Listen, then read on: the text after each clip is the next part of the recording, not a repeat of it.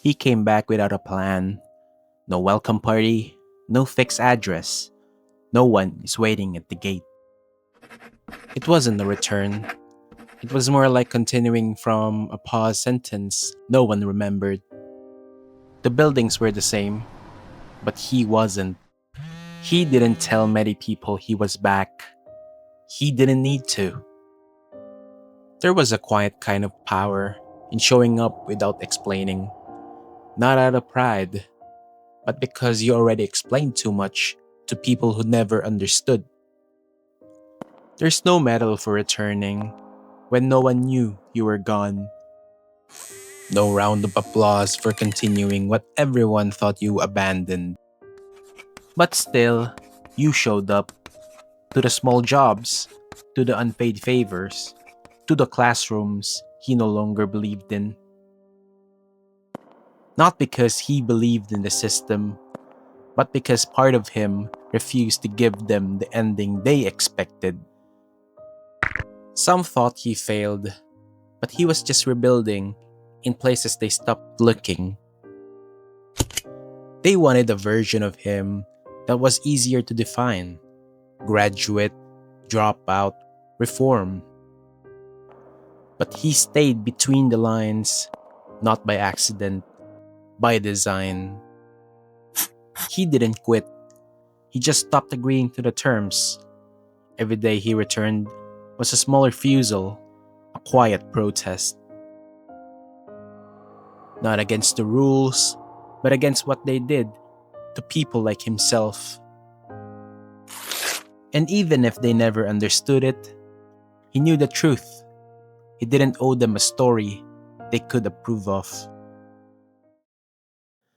There is no ceremony in returning when no one noticed you were gone. No applause, no medal. Sometimes, not even a question. And yet, showing up again still matters because presence, even without recognition, is its own refusal.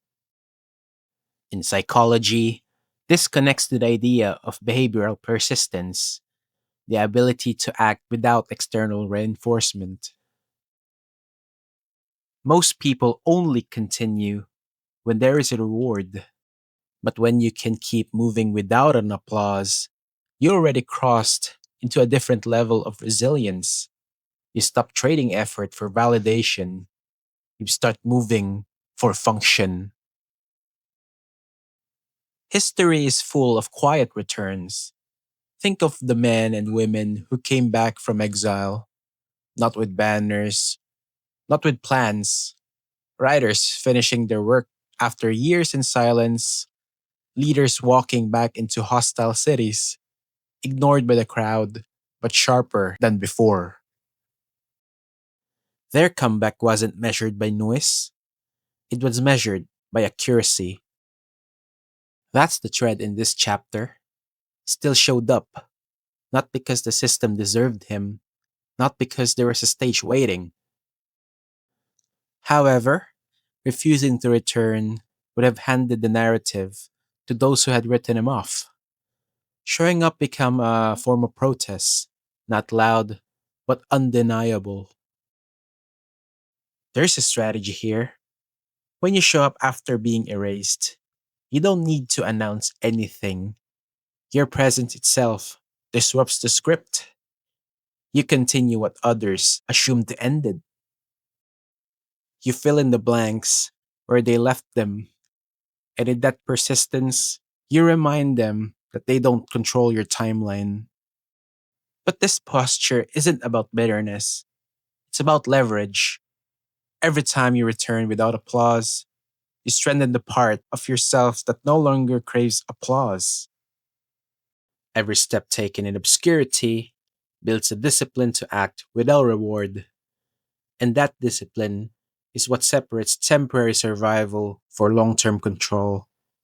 So, here's the question: when you return to a place that forgot you, do you shrink because no one noticed, or do you treat your return as proof that you no longer need their notice at all?